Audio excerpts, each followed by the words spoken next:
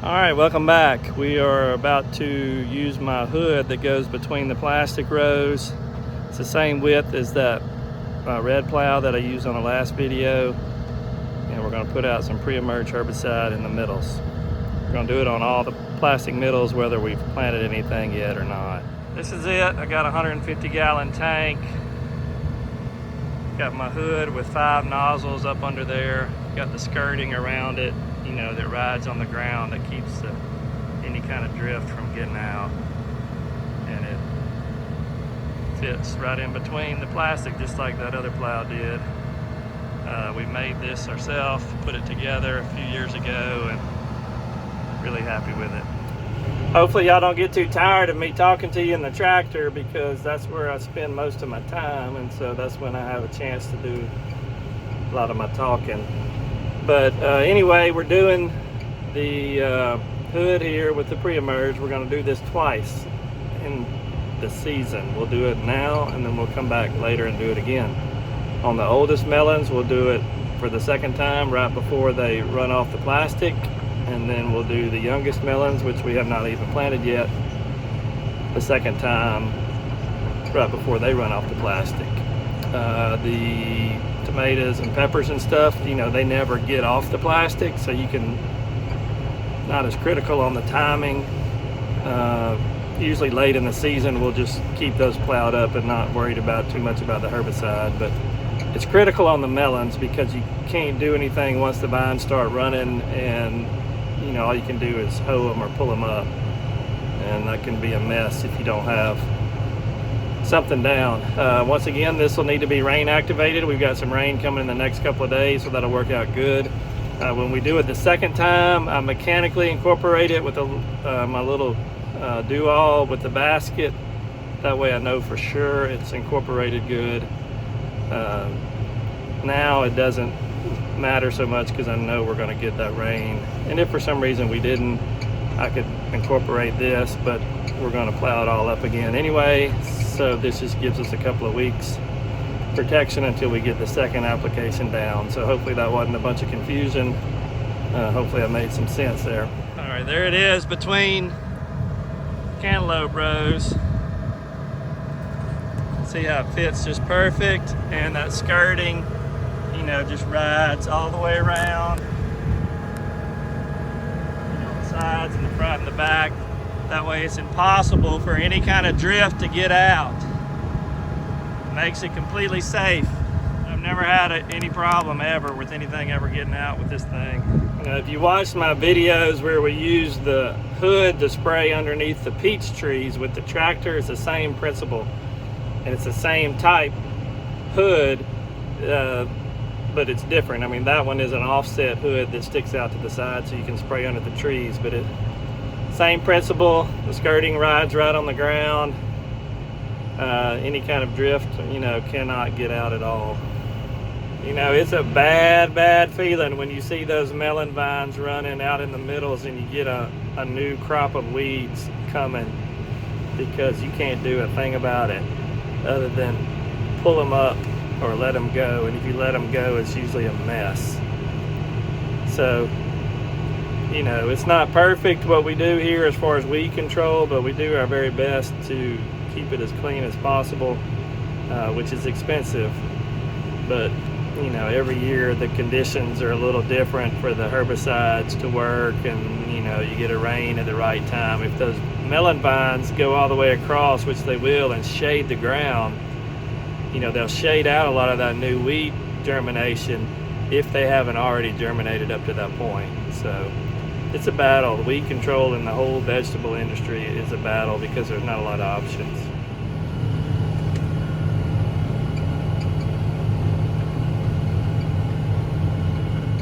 I can see my pressure gauge from the seat, and then that's also my electric pump mounted under that white jug that I cut in half and covered it up just to protect it. All right, fast forward to the next day, and I've got the spreader buggy, and we're fertilizing my sweet corn, doing all 3 plantings of the corn, getting them all fertilized here at one time. Switched over to using dry a couple years ago. It's a little easier and cheaper, and I used to use liquid, but we are spreading the dry fertilizer this morning.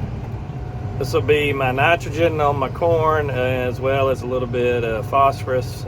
We've already put out some K, which is the potassium, earlier.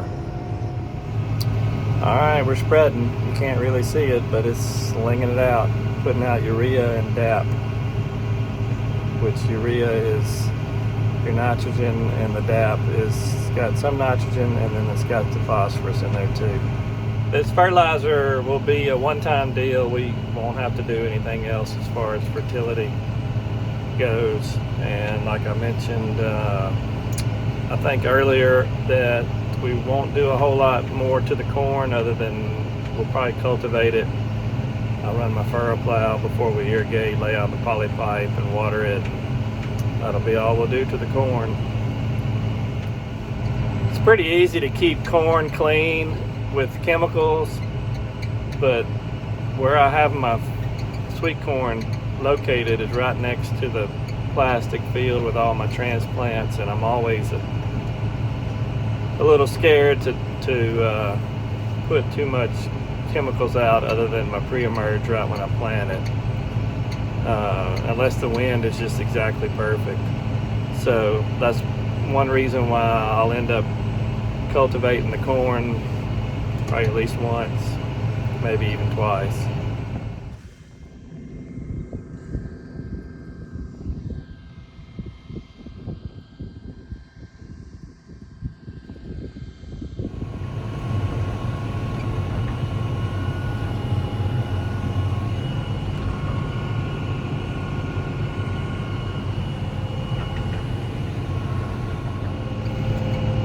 Alright, you can tell we've switched gears now and put the roller on my tractor. I'm getting ready for my second planting of peas, which I will not do for probably another 5 to 7 days, but we've got chances of possibly some pretty good rain this weekend. They're saying maybe up to 2 inches.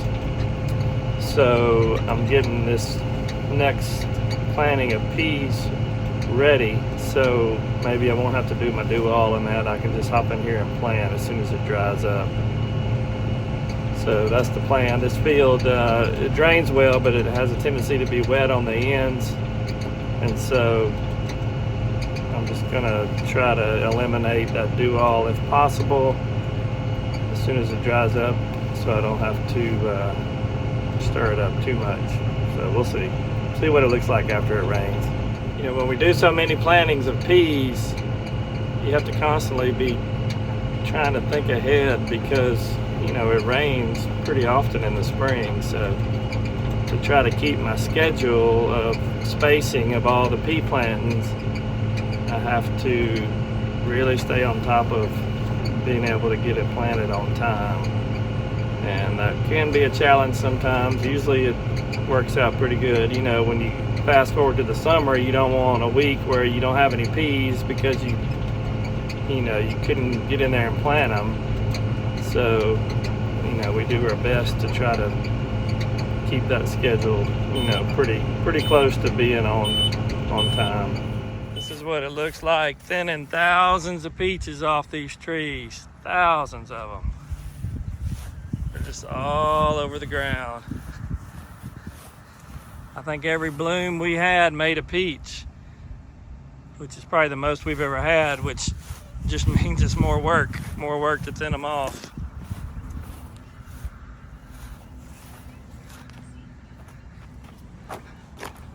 You can see they're just covered the ground.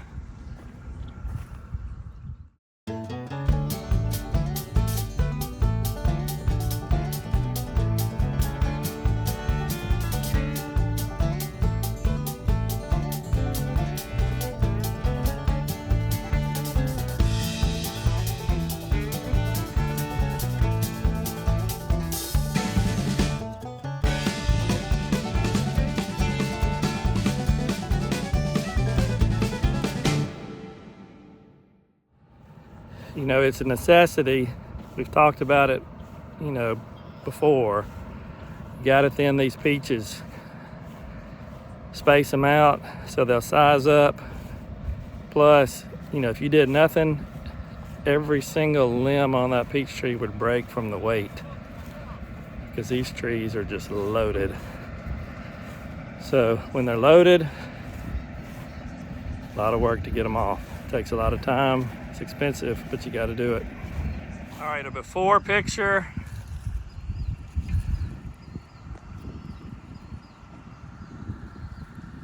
See how many peaches are just all up in this little space like this.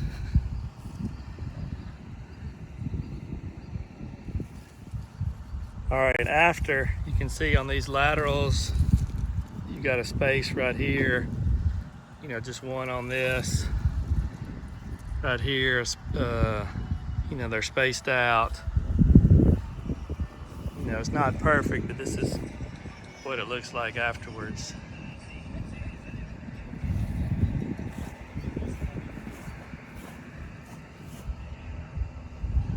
You know, they're gonna miss some, but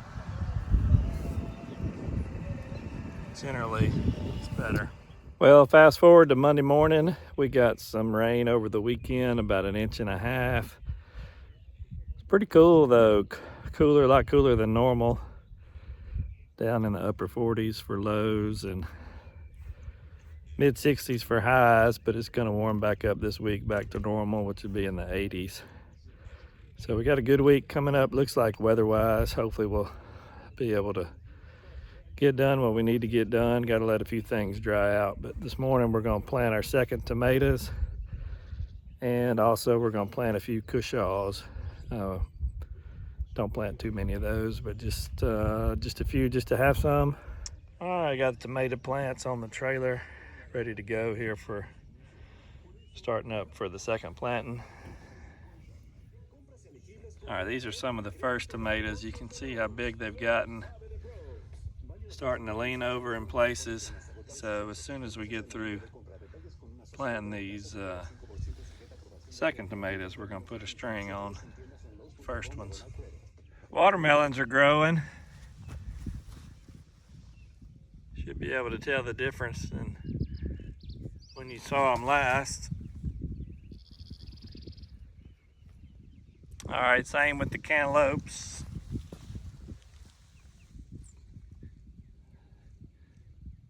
Certainly starting to grow, even with this cold weather we've had this weekend. All right, these second tomatoes here are roughly about 3 weeks apart from planting time from the first tomatoes. When it gets time to harvest, they will overlap. Obviously the first ones will be ready first, but what it does, it keeps the peak harvest separate. You know, the first tomatoes, their peak harvest will be before the peak harvest of the second tomatoes. So it just keeps us from having too many at one time by separating them. What I mean by the peak harvest is, you know, the tomatoes, when they get ready, you have a little bit ready at first, and then a little more, and then a little more, and then all of a sudden you got a lot, and then after that it's less and less, and you know, a little more at the end. So it just keeps those peak times from overlapping by separating the plantings.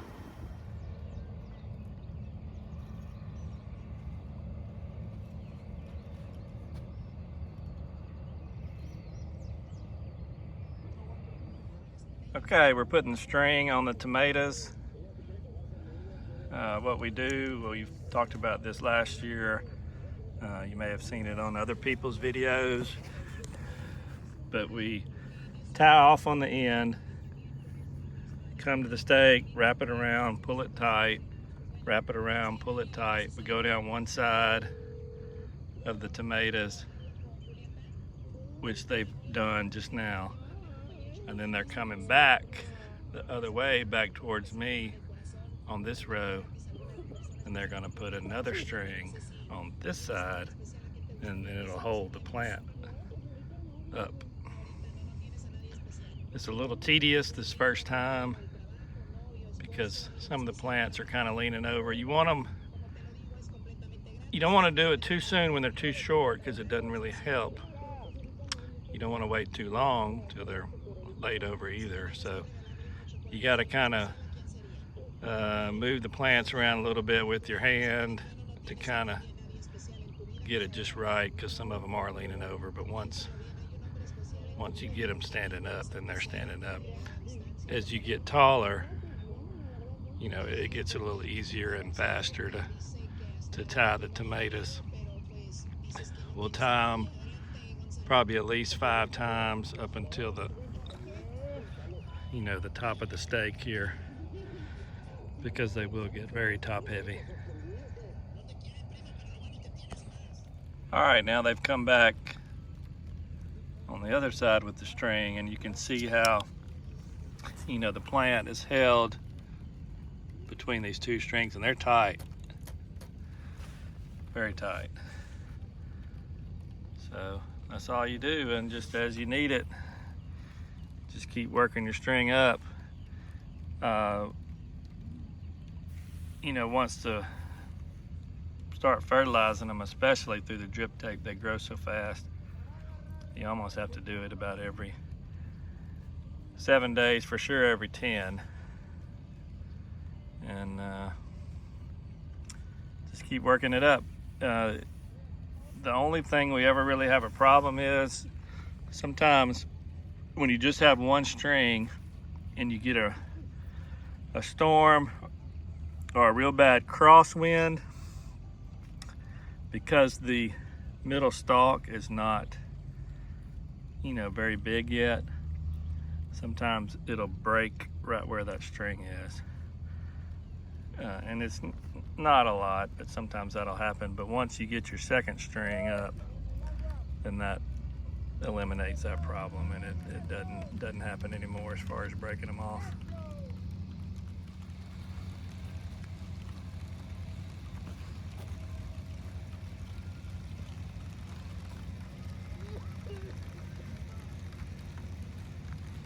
All right, we got the fertilizer buggy hooked up to the 7120. Fixing to go fertilize my peas. We're gonna do about the first 50% of them. I don't do them all because it's too far ahead of time. We'll just broadcast it over what we've already planted, and the rest of it I'll hip it up to incorporate it. We've got the planter hooked up, ready to go. I'm gonna try to get my second peas planted, the purple hulls and the zipper cream crowders. Be the second planting of the purple hulls, first of the zipper cream. We've got another big chance of some pretty big heavy rains in a couple of days. We got a little bit of chance of rain tomorrow. I really hope we miss it because it's still a little wet for me to get my peas planted right on the end. I need for it to drop a little bit more. We got a windy day today and some sun, so hopefully by tomorrow. So that's the plan, try to get all that in and knocked out, but before it rains again, hopefully we don't get another flood.